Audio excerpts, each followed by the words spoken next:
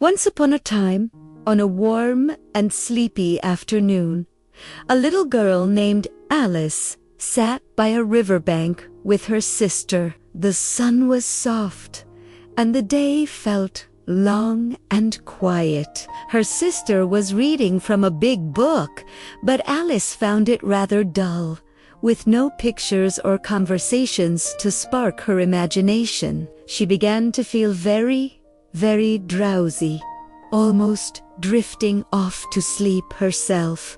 Just as her eyelids grew heavy, a most peculiar sight caught her eye. A white rabbit with pink eyes suddenly scurried past, looking at a watch it pulled from its waistcoat pocket. "Oh dear, I shall be too late," it exclaimed, and then it vanished down a large rabbit hole right in front of Alice.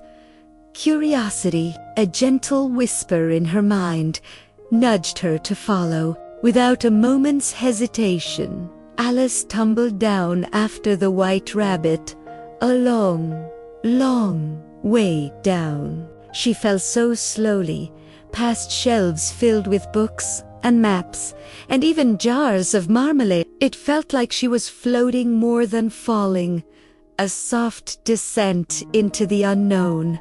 Finally, with a gentle bump, she landed in a long, dim hallway. The white rabbit was just disappearing around a corner. Alice saw many doors, but they were all locked. Then she noticed a tiny golden key on a little glass table. It was too small for any of the doors she had seen, but then she found a tiny curtain, and Baynett's door, just 15 inches high. The little key fit perfectly. Through the tiny door, Alice peeked into the loveliest garden she had ever seen, filled with bright flowers and cool fountains. She longed to go through, but she was far too big. On the glass table, she then saw a bottle labeled "Drink Me." It tasted of cherry tart custard, pineapple, roast turkey, toffee, and hot buttered toast all at once. As she drank, she shrank smaller and smaller until she was tiny enough for the door. But alas, she had forgotten the key, which was still on the glass table, now far out of her reach. Next, Alice found a little cake marked "Eat Me."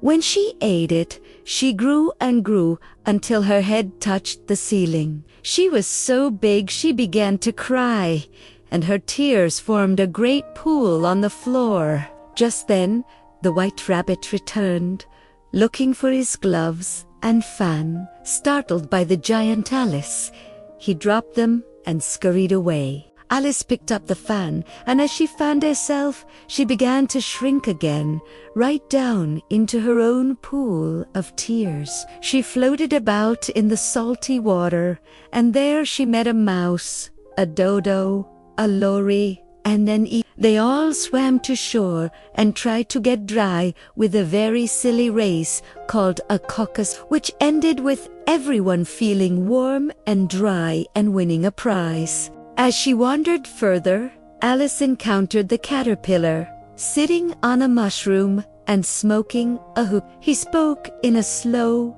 calm voice, asking her, "Who are you?" Alice explained how confusing it was to keep changing size. The caterpillar gave her some wise advice about how to use pieces of the mushroom to grow larger or smaller, and with a gentle puff of smoke, he disappeared. With the help of the mushroom, Alice managed her size and soon found herself at the Duchess's house, where a very rude cook was throwing dishes and a baby was sneezing constantly. The Duchess introduced Alice to her Cheshire Cat, who had a wide, friendly grin and could disappear and reappear at will, leaving only his smile behind. He kindly pointed Alice towards the Mad Hatter's tea party. Alice found the Mad Hatter, the March Hare, and a sleepy dormouse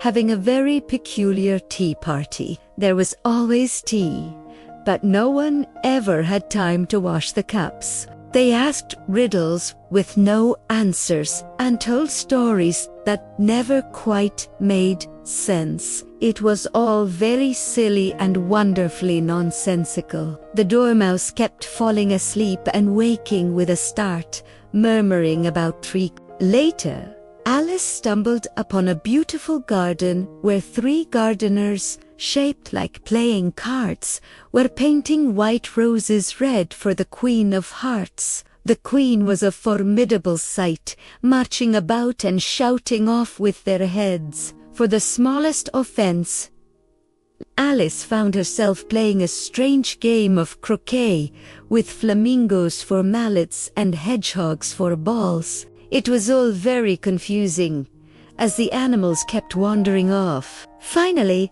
Alice was called to a courtroom where the Knave of Hearts was on trial for stealing the Queen's tarts. The King of Hearts presided, and the jury was made of various animals and creatures. Alice, however, found the whole affair utterly ridiculous.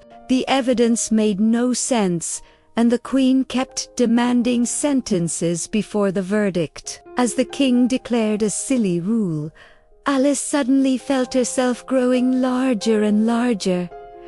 "Nonsense!" she exclaimed, feeling too big to be intimidated by a pack of cards. The whole pack of cards rose into the air and flew down upon her. Alice cried out and batted them away, and suddenly she found herself back by the river bank. Her sister was there, gently brushing away a leaf that had fallen on her face.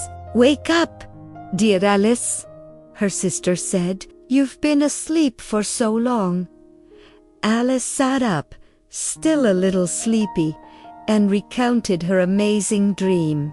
Her sister listened with a soft smile, imagining all the wonderful, impossible things Alice had seen. And as the sun began to set, painting the sky with gentle colors, Alice closed her eyes, knowing that her dreams were truly a wonderland all their own. Now, close your own eyes, and perhaps you too will discover a world of wonder in your dreams. Good night.